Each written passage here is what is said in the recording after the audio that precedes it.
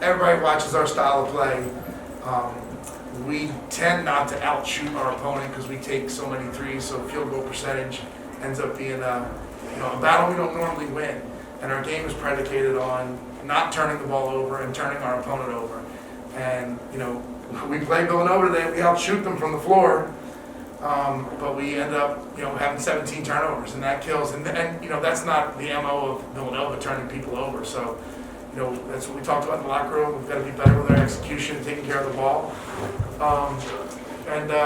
It could have been a different outcome, but that's a really good team. It's starting to fire on all cylinders.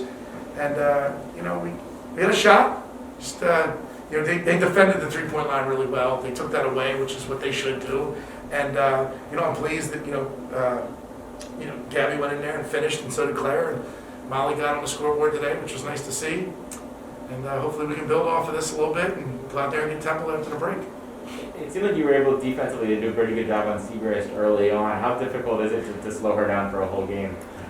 Well, I'll say the fouls slowed her down in the first half. So I don't want to make it like we did such an amazing job. She sat the bench most of the first half, only played 28 minutes. But when your kid averages 36 points a game against your team, 24, that's a victory. So I thought we did a pretty good job on her. She is a heck of a player.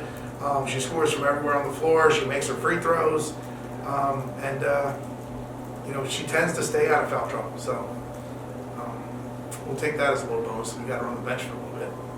You talk about the contribution you got though from Gabby Crawford, the new addition here. Yeah, as you see, Gabby is very talented. She's explosive. She plays so hard. We just trying to get her as comfortable as possible in doing the things we do. It's our second game. I expect to see better and better things going forward from her, and everybody getting used to how everybody's role kind of adjusts with her on the floor. But I like what we're seeing. You've alluded to it, so this is probably going to have to be a grinded out game. What's your message to the team with that player? Neither team is shooting well. What's the message, though, is going on? Well, we talked from beginning to end about the same thing, 50-50 balls and rebounds. And, we gave up 11 offensive boards and 7 dead ball rebounds. That's us not securing the ball. And it's an Achilles heel, and we're working on it, and we're better than we were last year. We're not where we need to be. It's tough to think of it this way right now, but you're still in contention for that Big Five title. What does that mean to you? That means a lot, and don't think I don't know that. We really wanted to put ourselves in the driver's seat today. If we were 2-0, that would be sitting in a good spot. We don't need to win one of the next two for pretty much assure ourselves a share of the Big Five title.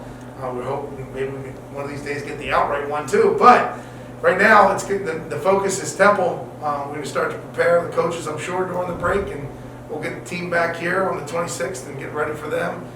And the winner of that game is in a good spot. Along with St. Joe's has 2 losses, I think. So the winner of that game is in a good spot.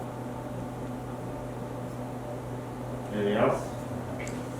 Thanks for covering.